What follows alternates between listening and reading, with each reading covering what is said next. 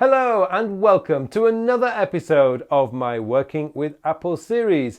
My name is Carl Pullein and this week I'm going to introduce you to iCloud and more specifically how iCloud works for you in the background. iCloud is a little bit different from Google Drive or Microsoft OneDrive in that it basically is the whole Apple ecosystem.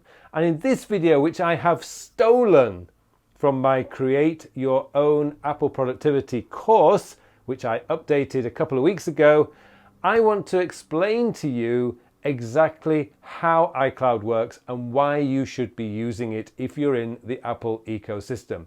Now, before we go any further, I would just like to say if you do get any value from this video, then please help me by clicking on that like button below. And if you haven't subscribed to my channel yet and you want to get all the latest tips, tricks and news on using Apple's productivity tools, then please subscribe to my channel. And one more thing, for all you guys out there who love to abuse people who talk about iCloud because you know better than everyone else, that's great, you know a lot, but please be constructive with your comments. I know last time I did an iCloud video, there was so much abuse in the comments. I don't care. I love doing these videos and I know a lot of people do get value from them. If you're just going to be abusive, just back off. If you want to give me some constructive criticism, I'm more than happy to listen. Okay, let me take you into my iCloud Drive now and I will show you why and how iCloud Drive works. Okay, let's delve into the world of iCloud. Now, iCloud does not work like a typical cloud storage system. So if you're used to Dropbox or Google Drive, then you're probably going to find iCloud a little confusing to start with. So I think the best place to start is right in the iCloud.com home screen.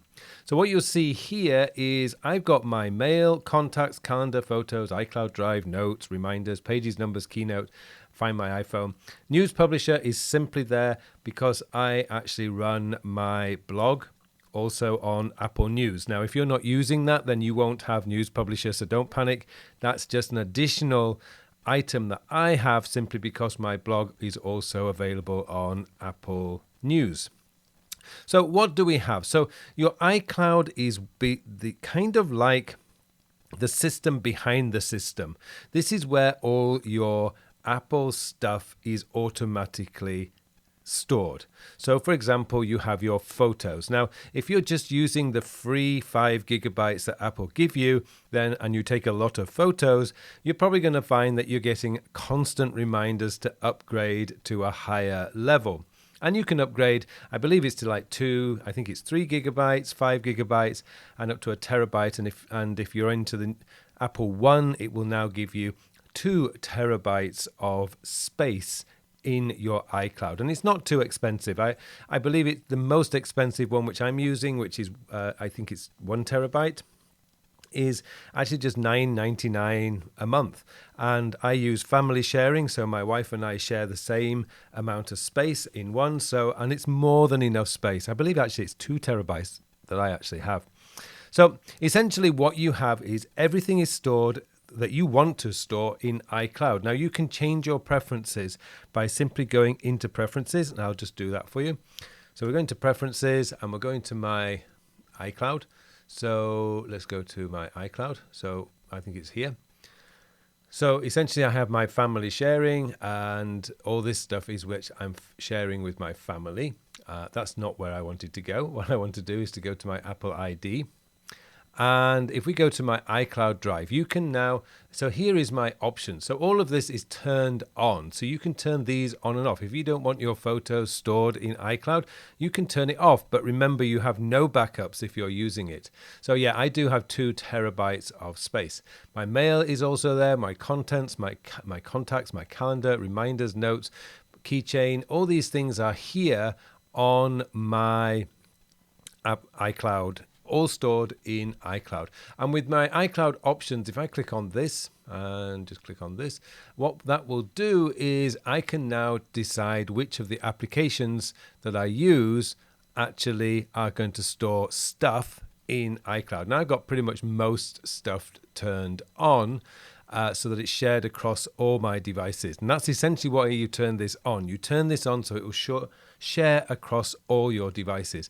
Now, one folder, if you're going to do this, if you're going to use iCloud Drive as your main cloud storage, I would strongly recommend that you turn desktop and documents on. Now, what that does means that any document that's actually in your computer, stored in your documents folder or on your desktop, is also going to be available on your iPad and your iPhone. And I strongly recommend you would turn that on, simply because I know that there are days when I've been working on a file, I suddenly have to rush, and I've been saving my work to my desktop. I get to the coffee shop and the person I'm meeting is going to be late, and I think, oh, I can work on this file. Oh, it's on my desktop. Well, no worries, because I can go into the Files app, which we'll come to in a moment. I'll go into my Files app in my iPad and I can get that document. So that's one of the best reasons why you want to turn that on. So understanding that, these are the apps that you've given permission to store their stuff in there in your iCloud. So that's done. That's the thing that you really want to understand. That's the background behind iCloud. Now, all this stuff is here. Now, one of the things that Apple has done is they're trying to change the way that we think of storing files. In the past, we just used to dump all our files into a folder on our computer, and then we would have a nightmare trying to find it. Instead, what Apple has done is, if I click on my iCloud Drive here, and you will see that I've got work that I've done in Byword, which is a text editor, and I used to use this a long time ago. That is now stored in that folder. All my drafts, scripts, and everything to do with drafts, which is my quick note taking app, is stored in my drafts. Garageband, again, here is a file dedicated to all my Garageband files. And if I double click on that, that will show you all my podcasts, which I've stored in iCloud. There's a lot there, which is probably why it's taking a while to open. But all these files are my Garageband. These are all the podcasts that I have recorded in my podcast. So you can see that I now, wherever device I'm working on, if I'm working on a strange computer, for example, if I'm working on my wife's computer, I can log into my iCloud account, double click on this, and it will open up Garageband and I can work on it as normal. GarageBand is also available on my iPad, so again, I could open this file up on my iPad. I don't have to worry about where I'm saving anything. I just save it to GarageBand in the iCloud. I don't use iMovie, but there may be some there. This is another one that I use. My presentation software of choice is Keynote. So generally speaking, I will save all my Keynote files that I'm working on in here, and they're all in here. Only Keynote files are in here.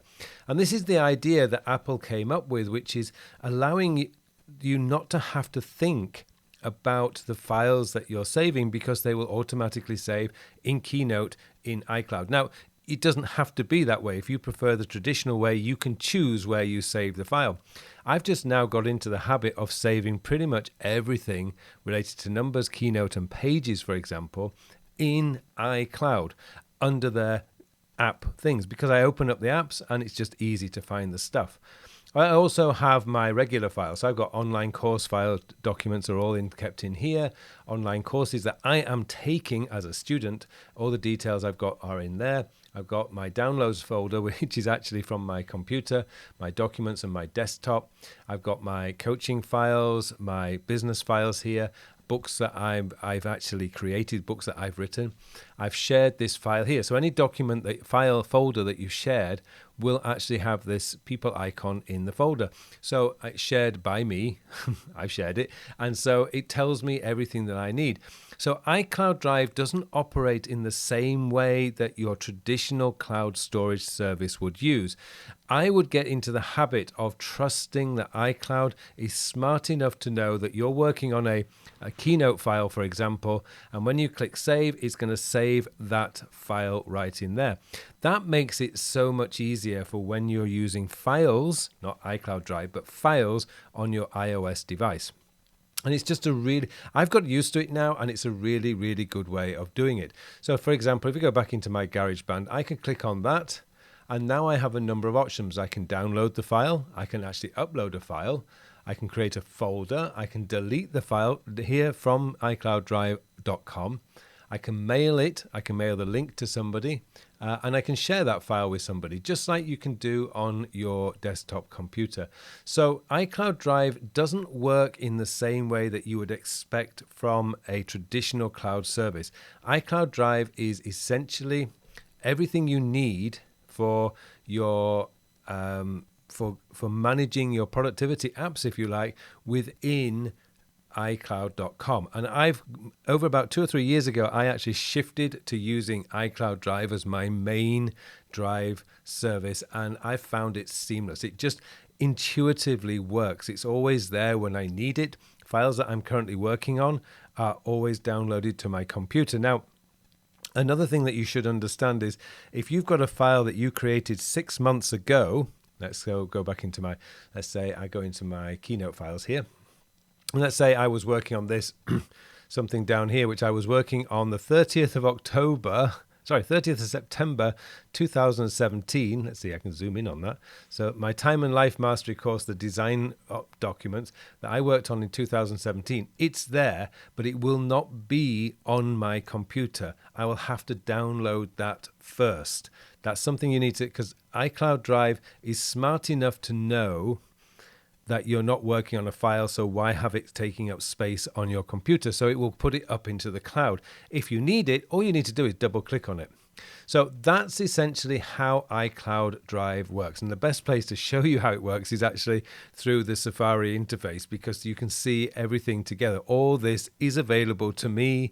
If I'm working on a Mac, I can be working on my wife's computer, which is not logged into my iCloud account, but I can just go to iCloud.com, I can retrieve the file, and I can get hold of it. So the idea behind iCloud Drive is like a one-stop service. Everything you need is going to be saved there if you turn everything on.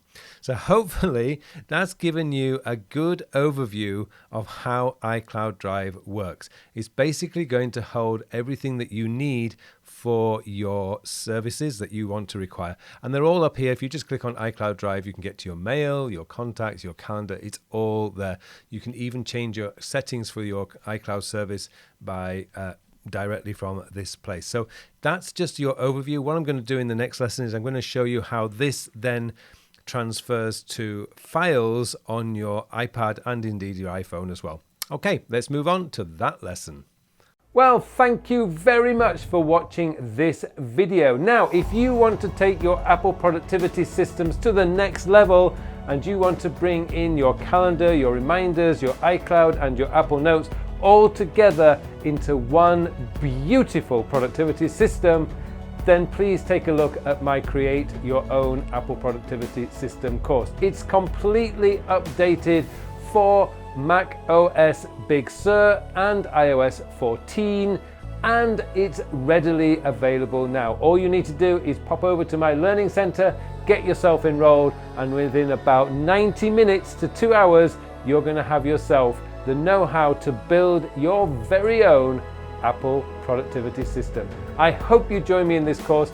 This course now includes how to set up the Apple system using the time sector system, so you get a modern day time management system fit for the world that we live in today and the world that we're probably about to move into next year in 2021, 2022. Okay, thanks very much for watching this video, and I really do hope you join me in this course.